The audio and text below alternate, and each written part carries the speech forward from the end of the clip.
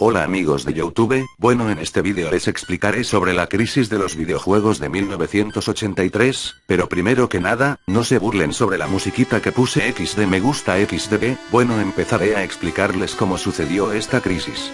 La crisis del videojuego de 1983 fue un suceso que marcó el mundo de los videojuegos para siempre y poniendo en riesgo la existencia de estos hasta llevarlos al punto de casi desaparecer. Ocurrió a finales de 1983 e inicios de 1984 seguidos de 3 largos años de oscuridad donde la actividad de los videojuegos se redujo a las consolas vendidas y que funcionaban en los hogares de todo el mundo. Cientos de juegos se cancelaron en 1983 y los que lograron alcanzar las tiendas se hundieron al fracasar.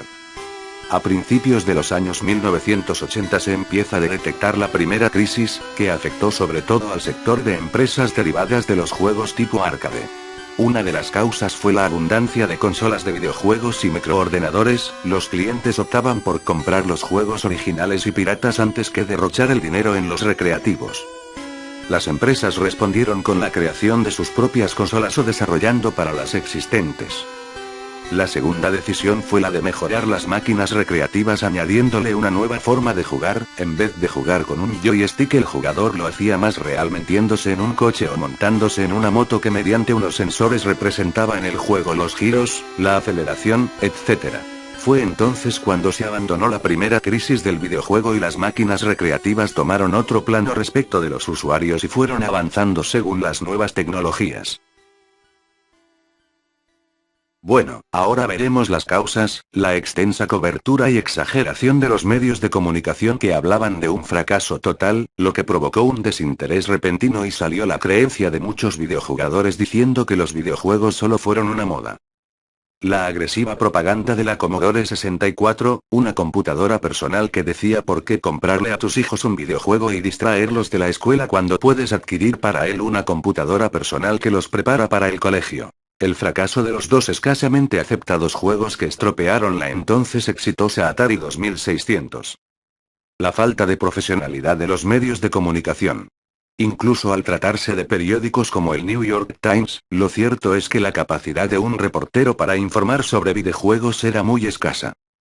Ningún juego tenía derechos de autor. Uno podía hallar en una consola una versión muy buena del Pac-Man, y días después se llevaría un engaño absoluto al probar el juego en una Atari 2600. Sobresaturación del mercado.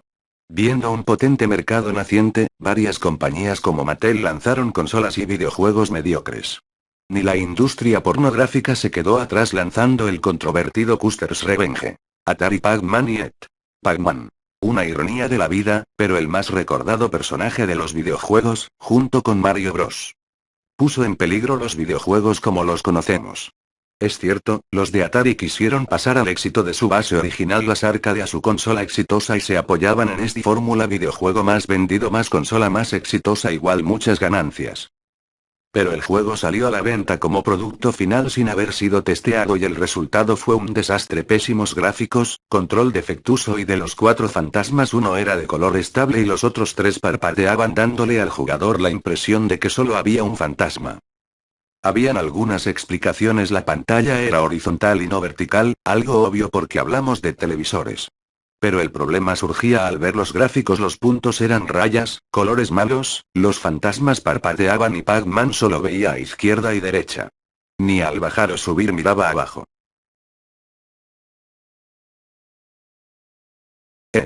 El juego está considerado uno de los peores de la historia.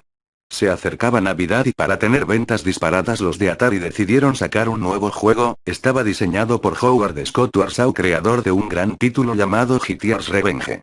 El tiempo de elaboración fue el ridículo récord de 6 semanas y se le estimaron como al Pac-Man Atari grandes ventas, y aunque se vendió bien hubo una superproducción y quedaron bastantes en los almacenes.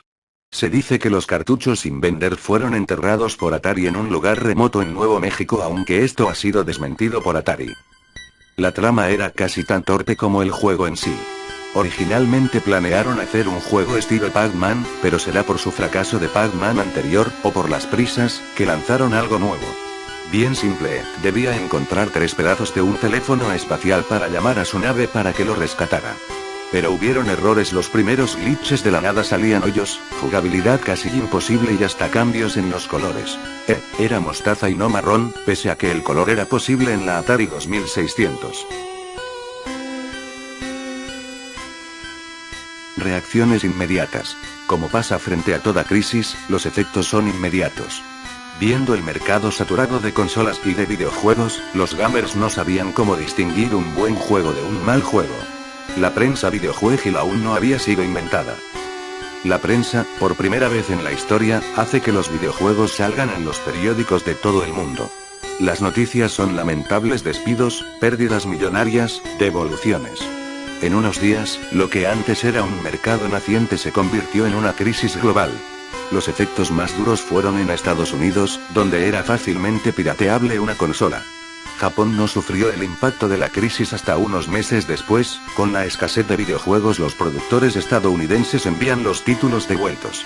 Pese a todo, el mercado japonés soporta un poco más con las arcades, pero el negocio de las consolas se viene abajo. No es hasta 1983 que el mercado vuelve a nacer. Lo curioso, y lo inexplicable de toda la crisis, fue como un personaje cuyo oficio era ser fontanero, pudo salvar el mercado. La caída de Atari. En 1983 se produce uno de los episodios más desconocidos y curiosos de la historia de los videojuegos.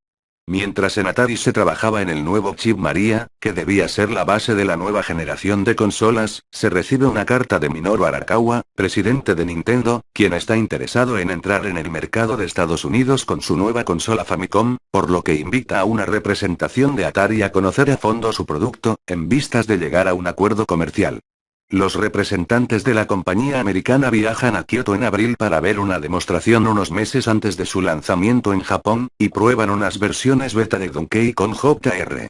y Popeye.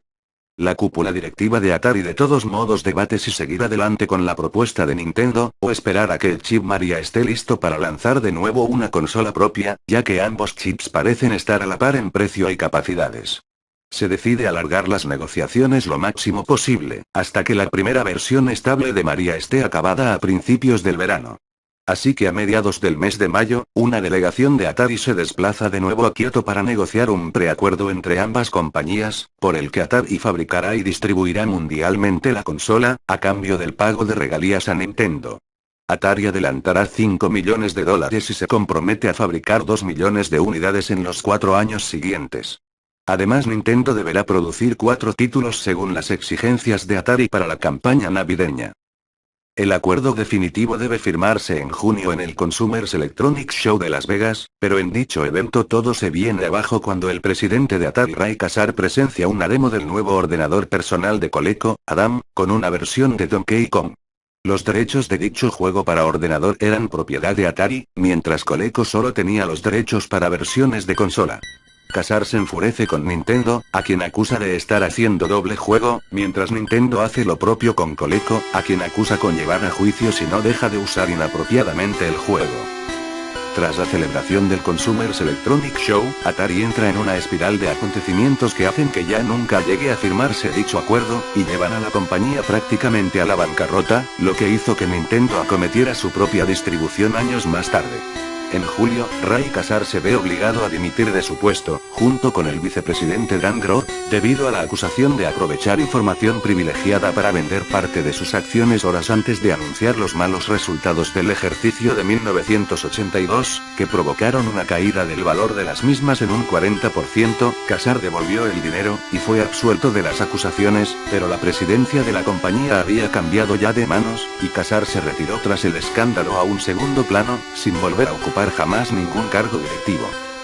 La presidencia recae entonces en James J. Morgan, vicepresidente de Philip Morris, quien se ve obligado a lidiar con la situación más delicada que la joven industria iba a padecer: la crisis de 1983, que desembocó en un cambio radical del mercado del videojuego tal y como se había conocido en los 5 años anteriores.